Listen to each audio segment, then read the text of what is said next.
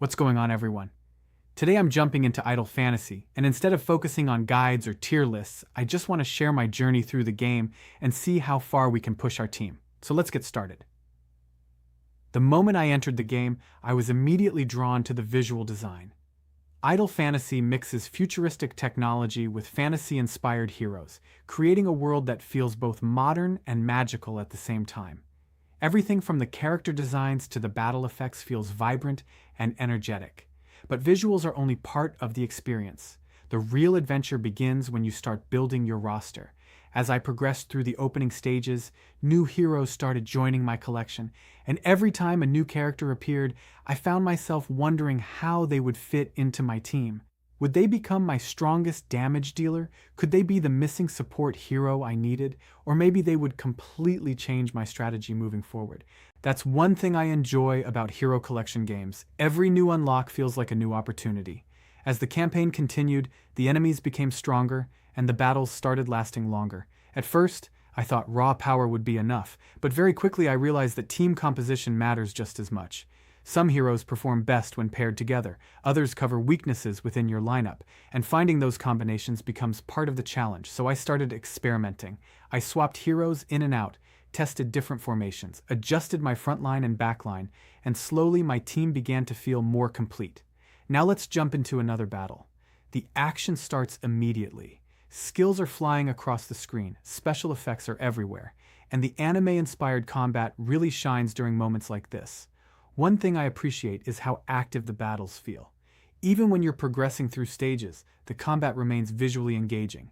Every hero has unique animations and abilities that make fights entertaining to watch. As my heroes became stronger, I started investing more resources into upgrades. Levels increased, equipment improved, skills became stronger, and every upgrade had a noticeable impact on performance.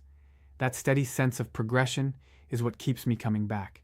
No matter how much progress you've made, there always seems to be another goal waiting ahead. Another hero to build, another stage to clear, another challenge to overcome. And speaking of challenges, we're about to face one right now. This enemy lineup looks much stronger than the previous stages. Let's see how our team performs. The battle begins. Our front line immediately takes heavy damage. The support heroes are working hard to keep everyone alive. Meanwhile, the damage dealers are trying to break through the enemy defenses. This is much closer than I expected. Health bars are dropping, abilities are being activated, and every decision I've made while building this team is being tested right now. But that's exactly what makes these moments exciting. Victory isn't guaranteed. You actually need a strong team and a good strategy to succeed. And there it is. The enemy team finally goes down. A tough fight, but definitely worth it. Now it's time for one of the highlights of the game, a boss battle. These encounters always feel special because they represent a major test of your progress. The boss enters the battlefield with massive health and powerful attacks. Right away, the pressure is on. My heroes are dealing damage, but the boss is hitting back even harder. The fight becomes a race between survival and damage output. Can the team stay alive long enough? Can we deal enough damage before the boss overwhelms us? That's what we're about to find out. The battle continues. Ultimate abilities are firing. The boss's health is slowly dropping. Our support heroes are keeping the team alive, and somehow we're still in the fight. This is getting intense. The boss is almost defeated. Just a little more damage. One more round of abilities, and there it is. Victory. Moments like this are why progression feels so rewarding. You spend time improving your heroes, refining your strategy, and building a stronger roster. Then eventually you get the chance to put everything to the test. Overall, my experience with Idle Fantasy has been a lot of fun.